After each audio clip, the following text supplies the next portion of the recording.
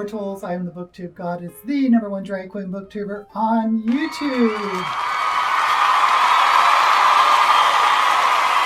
For the month of September, I'm going to be co-hosting one of the teams for the Autumn Essentials Readathon, created by the wonderful, beautiful, creative, silly, talented Victoria, the bookish sock. I'll have links below to all the info about the Readathon. Now, there are 3 teams: Pumpkin Spice, Cozy Sweater, and Boxed Wine. For some reason, I got boxed wine. So I got a few of the boxed wines. I got this Estrania Pino Grigio, which was much more expensive than I thought. And I got it from a local liquor store. And I also got a Liberty Creek Cabernet Sauvignon. So why don't we try some of the Cabby?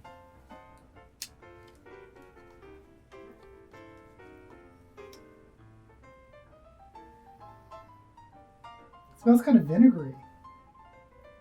Should wine smell like this? Now, when I got it, it was in the refrigerated section, so I let it come to room temperature. So I don't really drink that much boxed wine. In fact, I think this is my first boxed wine.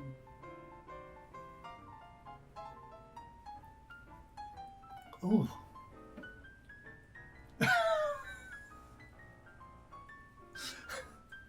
Whew. Well, cheers.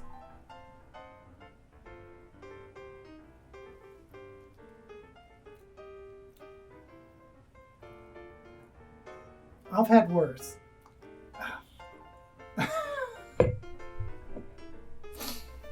Okay, each team has a bingo card. The goal is to read at least 3 books in any line. They can go one this way or that way or this way. And extra points if you read books for all the prompts. Actually, I don't think we're awarding points, but now the middle square is a wild card where you can pick any book you want. And again, I'll have links below to all the information and all the teams. In this video, I'm going to go over each square in the boxed wine card and give recommendations for each. And spoiler alert, I'm going to be doing the red wine trio at the bottom for my readathon. And yes, I'm just going to do 3 books because I don't read as fast as some of you. I think I read pretty fast, but I usually just read 1 book a week. So I'm just going to do 3. Now, if you have alternate recommendations for any of these squares, please leave them down below in the comments. And before I get too drunk doing this, please like this video and subscribe to my channel if you are interested in drag queen book reviews. And hit that notification bell to get alerts when new videos are released. Boxed wine. Okay, boxed wine. The first prompt is Chardonnay, a traditional crisp white wine. Read a classic. My recommendations are The Time Machine by H.G. Wells, published in 1895, and is my favorite Wells novel about a Victorian scientist who travels to the far future and finds humanity divided or branched into 2 species. The violent underground Morlocks, who have the advanced technology, and the above ground LOI, who are the beautiful, peaceful people. This can also be used for the science fiction prompt later. All my recommendations, I believe, fit at least 2 prompts. Now, another great classic is Gulliver's Travels, which people don't really talk about anymore, by Jonathan Swift, published in 1726. Most people just think about his travels to Lilliput, where Gulliver is captured by teeny weeny tiny humans. But he also travels to the land of giants. He travels to a floating island, an island of immortals, an island of ghosts, and of course, my favorite, the land of the talking horses.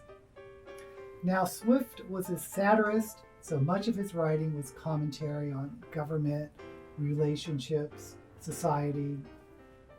It's a good one to read.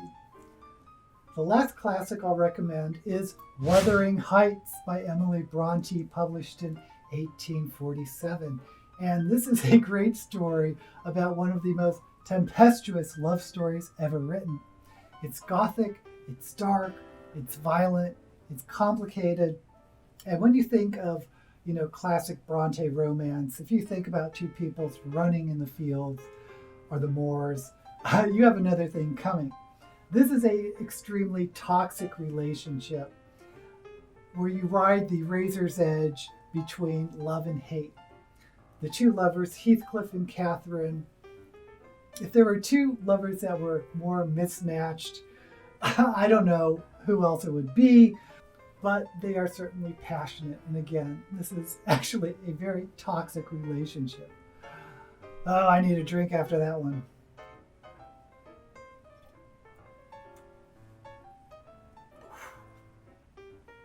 The second prompt is Moscato, a boxed wine to share with friends. Read a book outside of your cultural box. Well, of course, whatever that is depends on what your culture is. I'm an Asian American of Japanese ancestry whose mother was in a relocation camp during World War II. Now, I've mentioned this book before, but To the Stars is the autobiography of George Takei, published in 1994, and he also relates what it was like to be in a relocation camp. And it also provides the view of a Japanese American's experience during that time period, as well as being an Asian actor in the 1950s and 60s. Now, if that's outside of your cultural box, it might be of interest to you. Remember, you get all that and Star Trek 2. Or how about a trip to South America with 100 Years of Solitude by Gabriel Garcia Marquez, published in 1967. It is considered one of the great Hispanic novels of all time. And yes, it can also fill in the classics prompt. Now, the genre of the novel is magical realism, which tells the story of 7 generations of a Colombian family who founds a small town in Colombia that seems to be plagued by strange events. Finally, if the Caribbean is more to your taste and outside of your cultural box, what about Queen of the Conquered by Case and Callender? Another book I'll review, published last year in 2019. It's a fantasy, but it was inspired by the Dutch colonies in the Caribbean, where Callender was born.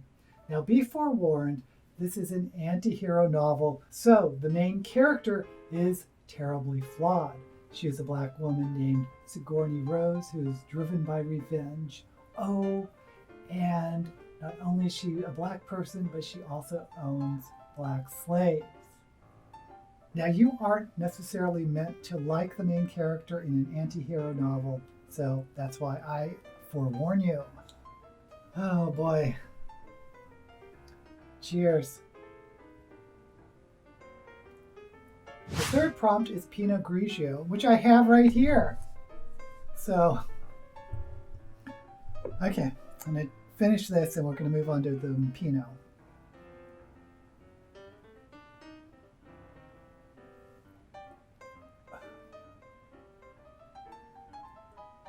The one thing you should never do is chug wine like I'm doing right now.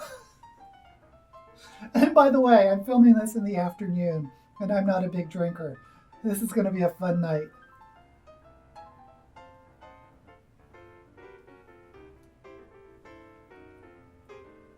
Ugh.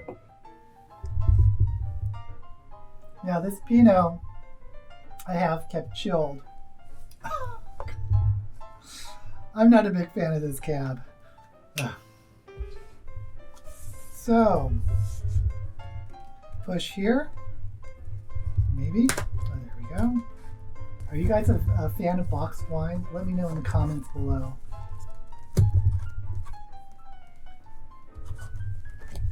I live in the Bay Area, so we're right next to Napa, but I know some people who are big wine fanatics, but I haven't really been that big into wine.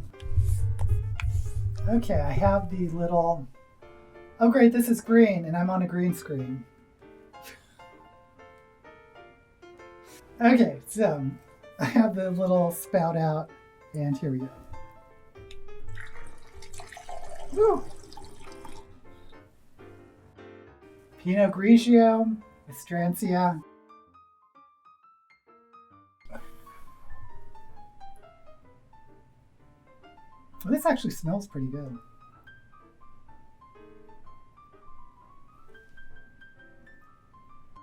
It has a very woodsy flavor. I actually really like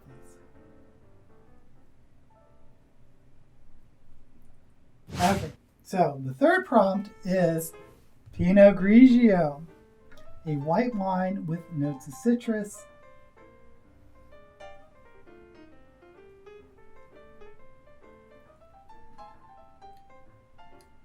I guess I can get that. Maybe a little orangey, little notes.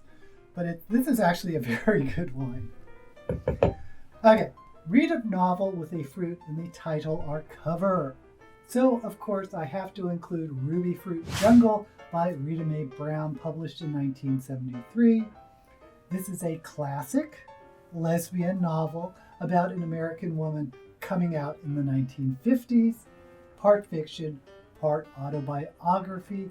This is considered, or at least was considered, the lesbian novels for baby dykes, lesbians just coming out. And ruby fruit is a type of fruit. Or let's go into the future with a Clockwork Orange, a science fiction classic by Anthony Burgess, published in 1962. Now, the neat thing was Burgess was also a linguist, I believe, and he created this futuristic slang that really immerses you into this violent, disturbing future. Now, the story has layers, but trigger warning, there's extreme violence, sexual abuse, sometimes towards minors. So it's not a novel for the faint of heart, but it is a powerful novel, in my opinion. Now, if you'd rather have something lighter, you can't go wrong with James and the Giant Peach by Roald Dahl, published in 1961. This is a middle grade fantasy about a boy named James, whose parents are killed in a freak rhinoceros accident, and he has to live with his evil aunts. And then a peach changes everyone's lives. Oh. Next, we move on to blush wines.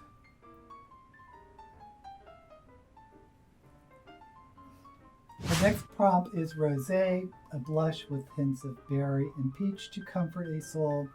Read a childhood favorite. Here's 3 of my childhood favorites. The Lion, the Witch, and the Wardrobe by C.S. Lewis, published in 1950. And it is the original portal fantasy about 2 brothers and 2 sisters traveling to the magical land of Narnia. Now, I have read it hundreds of times, but it still brings me a very comforting childhood nostalgia. If you're looking for something else, I was one of the little boys who secretly loved The Secret Garden by Frances Hodgson Burnett, published in 1911. And there's something magical about this book, even though there's no actual magic in it. It's about a little girl who has to live with her aloof uncle and discovers he has a crippled son who is a complete brat. Now, it's a little dated and probably has some cultural insensitivities, shall we say. But if you can get past that, I think you'll enjoy the book. Now, once again, I'm going to recommend a book that I've recommended several times, The Star Beast by Robert Heinlein, published in 1954. He wrote several juvenile books in the 1950s. This one is about a boy who inherits a space creature that has been passed down since his great-grandfather. It's just a fun adventure story written for teens, and I love it. Our next wine, cheers, again. I can't believe I'm doing this.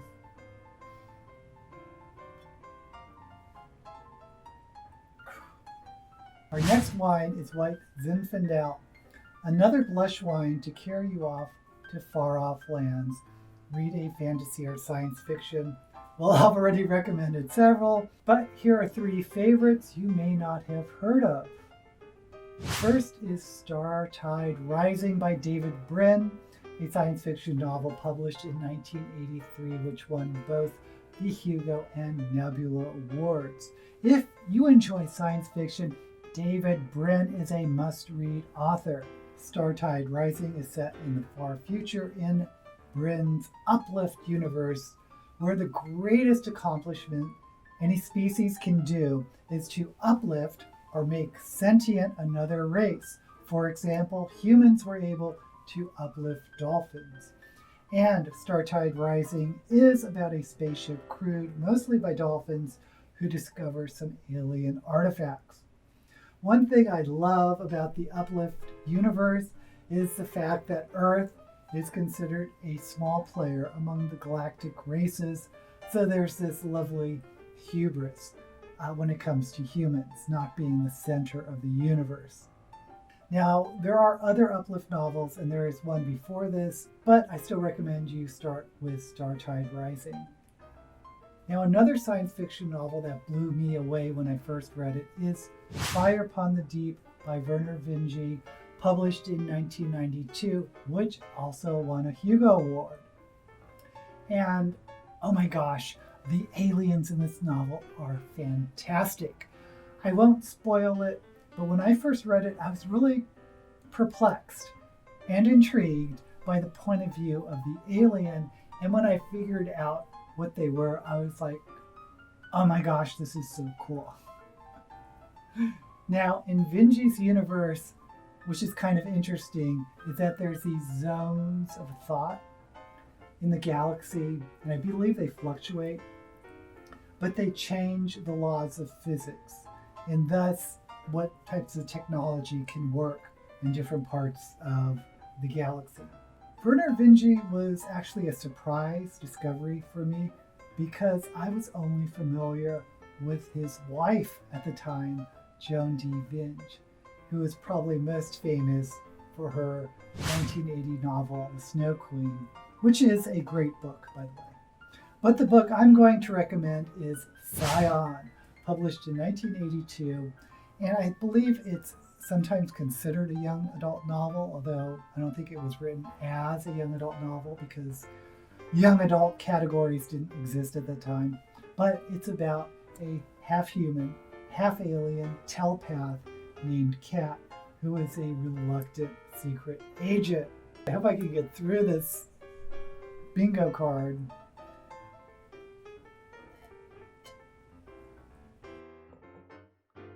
Now we're on to red wines, and I'm going to be participating in this readathon through the red wine prompts. So the first prompt is Cabernet Sauvignon.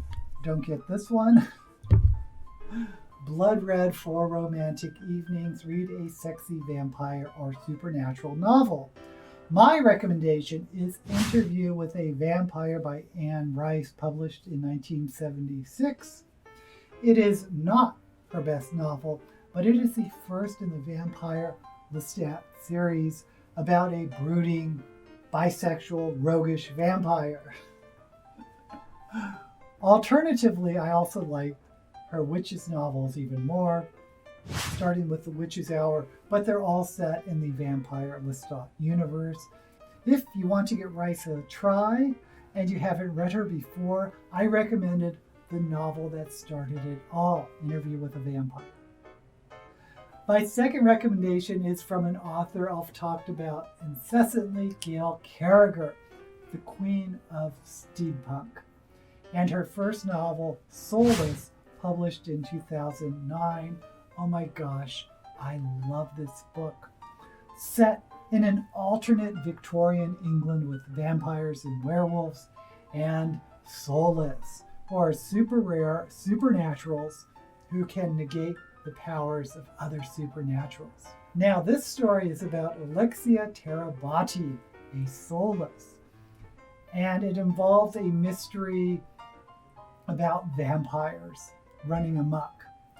And it's also a hate-to-love romance with Lord Conall Macan, who is a type of police inspector as well as a Scottish werewolf pack leader. Now, it's not a deep book, but it's just a light, fun, quick, frothy read. Now, the next book is a book that I'm going to read for the readathon. I have managed not to read anything ever by Stephanie Myers. My only knowledge of Twilight comes from the movies, so I plan to read Midnight Sun, which is allegedly Twilight from the point of view of Edward Cullen. Now, Midnight Sun is also the name of a gay bar in San Francisco, but I somehow doubt there's any connection. Now, it is getting a lot of attention by booktubers, and I want to know what the Twilight fuss is all about. Or should I read Twilight first? Let me know in the comments if I should read Twilight before Midnight Sun, or if it doesn't matter. Whew.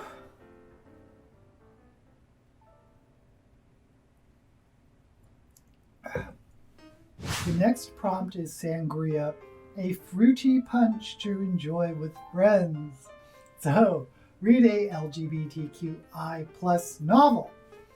My first recommendation is, of course, Aristotle and Dante Discover the Secrets of the Universe, an amazing young adult story about two boys in 1980s Texas. I did a whole review about it, and if you haven't read it, I strongly encourage it. The second recommendation is a book I recently read, The Extraordinaries by T.J. Klune, published just last month. I had no idea what I was getting into with this story set in an alternate universe with superheroes. The main character is a teenage boy named Nick Bell, who has a severe case of ADHD, who also writes fan fiction about Shadowstar, a superhero who Nick is obsessed with. Now, this is just a strange, quirky story that I hope you'll enjoy as much as I did. It's quite different than what you would expect. Finally, this will be my second book for the readathon. I'm going to get SOULLESS, Where There's a Willem, There's a Way by Willem Belly, published in 2016. Now, Willem is a drag queen who was on RuPaul, but he is also an Emmy-nominated actor. Notably, you may have seen him in A Star is Born with Lady Gaga. I recently reviewed Trixie and Katya's book, and I'm curious what books other drag queens may have done, so we'll see. I'm almost through this.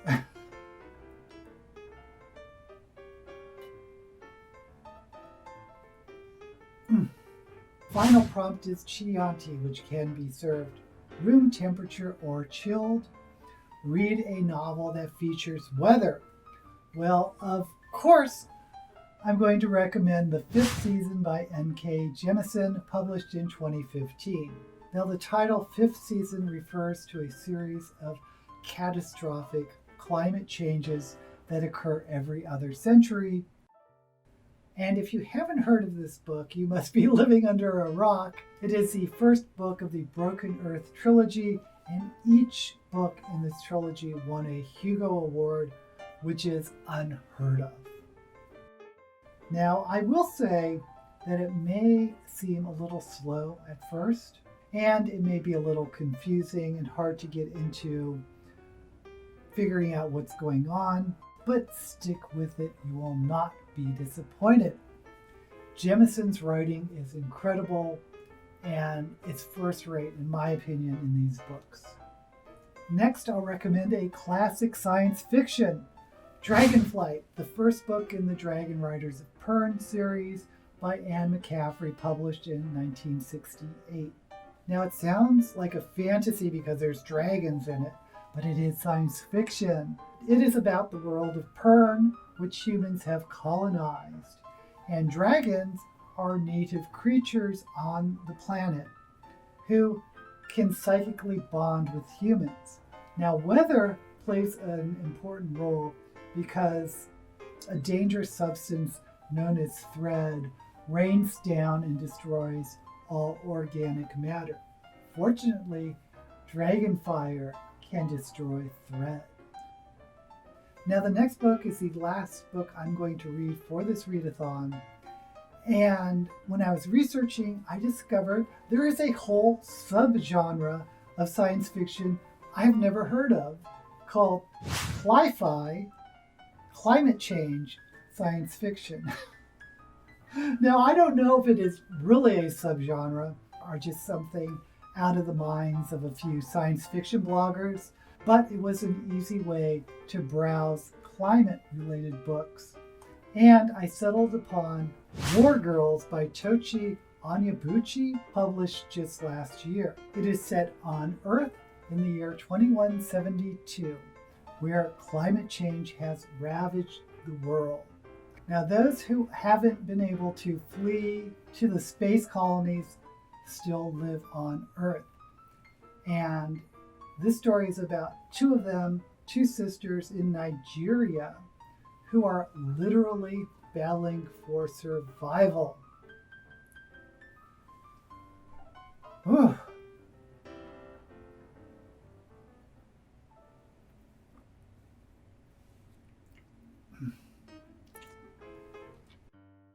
Oh my gosh, I hope this video isn't too long.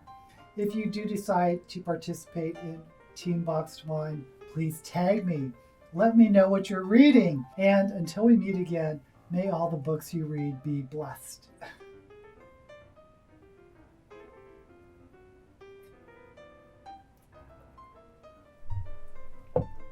Ah.